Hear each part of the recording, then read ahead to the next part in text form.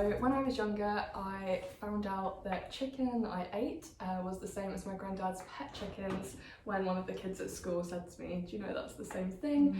And I was distraught because I love those chickens so much. So I went home and just said like, please, I don't want to eat animals anymore. And yeah, since then I've just kind of not really wanted to hurt animals because it's never made sense to me to love animals and pay someone to kill them for me.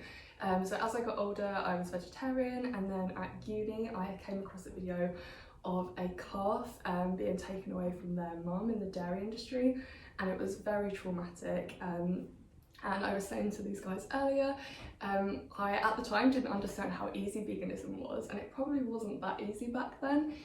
So I remember saying, oh, when I get rich and famous, or if I get rich and famous, then I'll be vegan because it'll be easy. That's the hardest. I understand that, yeah. Because I think before you're vegan, you don't realise, especially this was like 7 years ago, and then I kind of slowly started to try things out and realised it was actually super easy to be vegan, so I went vegan and never looked back.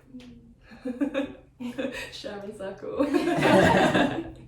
How about you, Fleur? So yeah, my journey was kind of similar in that at a young age, making that, equating the turkey on the plate at Christmas dinner to the turkey that you're reading about and that you love in a storybook. And I just ruined Christmas for everybody because I tried to recreate the bird and bring it back to life, which must have been really traumatic for everybody. And then I ate fish till I was about 4 because my mum insisted. And then I was like, no, fish have feelings too. And I remember she took me to see like 3 dietitians and 2 of them were vegan, even back then. Wow. But for me, the step to becoming vegan still took many more years because, I think it's one of those things that you were saying earlier, Jade, that you know that once you know that and take that information in, you can't go back. It's a big, scary commitment because you're like, oh my God, my life's going to be over. What will I eat? Super intimidating. But then I guess it just became clear that, do I love animals? Yes, I do. So am I going to murder their babies? Probably not. It's as easy as that, folks. And something we actually both touched on earlier is we are really lucky to have supportive parents and I know that's not the case for everyone when you're younger. That's actually a really good point. Like, I was really lucky. I was very young, and so my mum got in touch with Animal Aid, which started my journey, and they were so supportive. And I think, Erin, like, was your journey into veganism, like you were talking about your mum getting in touch with? My journey into veganism was watching TV. It was Grange Hill many years ago, and the girl on there was concerned about doing animal experiments in school, and she wanted to be vegetarian, and then that opened my mind up to what I was actually eating. I'd never put 2 and 2 together, and then I asked my mum about it, and she said, yes, the animals are killed. I thought they died and then we ate them, and she said, no, they're killed and then we eat them. So I said to her, I'll never eat meat again. I didn't know this until years later. She said she agreed to let me be vegetarian because she thought I'd last 2 weeks. And now it's like 30 years later, still vegetarian. I went vegan 6 years ago in February next year. And like these guys, I thought I'd last 2 weeks as a vegan. I thought it would be really difficult, really concerned about calcium and protein and things like that. And it was actually so easy and one of the best things that I've ever done. Yeah, like, I think once you've made that connection, you almost stop seeing animal products as like food. Yeah, 100%. And then it's like a lot easier when there isn't like, oh, I can have vegan cheese, which was kind of gross back in the day, or dairy cheese, but because dairy cheese also seemed like inedible, like at that point. 100%. It's not even food to me anymore. It's not an option. That's it. You just don't even see it, so you don't get upset about it. Yeah, for sure. I think that makes it a lot easier. Yeah. And how did you get into your animal welfare check? Well, I'd say when I was about 10, I went vegetarian. I was always kind of aware, like I'd never liked eating meat, but didn't realise that you kind of had a choice, really. I remember getting in trouble when I was 6 or 7.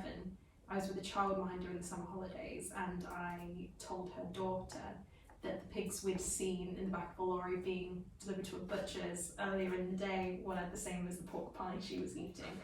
So I got very told off because I took her off her lunch.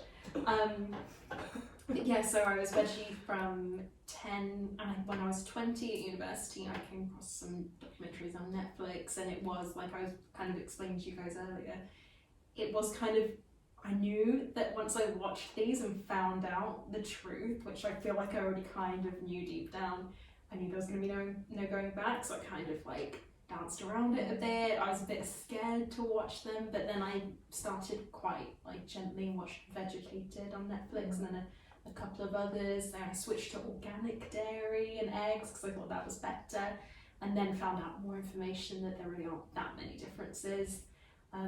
Eventually just stopped seeing it as food and stopped eating cheese, which was the big one. I think Yes. it's like vegetarian was like, back then cheese was like such a That big was your piece food, of wasn't it? Yeah. it was such Cheese a big and part eggs, of my in fact. diet. But once I Yeah. stopped eating cheese, it was like, okay. Yeah. And cheese is actually, it's got quite addictive properties, I think, which is why so many people say, oh, cheese, I could never give up cheese. Exactly. And I was one of those people. Oh, same. I used to get like a block a week at uni just for me, and I'd eat it. Yeah. Same. I said to myself, when I go vegetarian, I'm still going to have mozzarella when I eat out. So I really love mozzarella and tomato salad.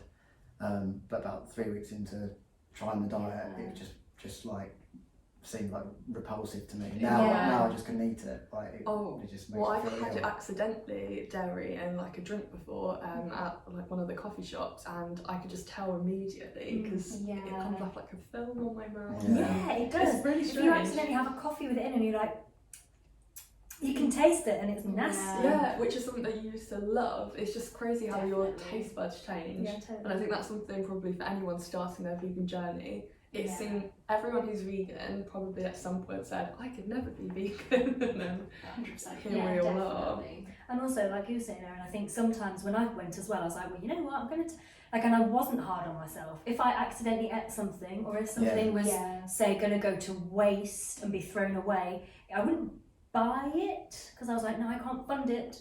But I think that it's okay to be flexible in your journey and not beat yourself up, certainly not initially. Now it's, I wouldn't want to have those things. Yeah. But it doesn't have to When be you a... start transitioning. Yeah. It does make it. You don't want to be like, oh, I ate a pizza last night. I've and I ruined was it drunk. now. I've ruined it. Might as well go and have a steak. Yeah. Yes. I did when I started going vegan, or when I went vegan, there was a few things in the freezer that I did phase out, so I thought I'm just going to eat it. Yeah. Yeah. I'm not, I should say, not going to rebuy it. Yeah. And even that, I felt like, oh, I really don't want to eat it. Yeah. I'm going to, I'm so excited to be doing this new thing. Yeah, for sure. Yeah, In definitely. fact, I remember that. I remember at first when I went vegan thinking, oh, there's still some halloumi in the fridge. I was like, well, I'll enjoy that when I have it. It'll be like a treat. And then it became a, God, I've got to eat that halloumi. Oh my god, yeah, I used to love butter paneer. Oh, yes. stop. I used to love that. And I remember kind of as I was, like, I went vegan over, I'd say, like about a month.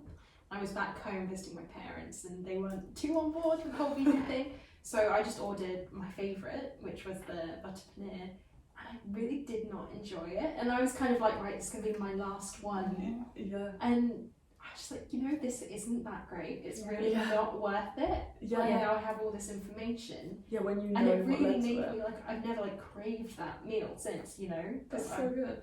had it and I was like, Yes. Yeah. It's almost like you detox from it. It's Yeah. like, it is, Yeah. and I think it is detoxing because a lot of it is, bad for you. Yeah, and it stays in your system, right? Yeah, for sure.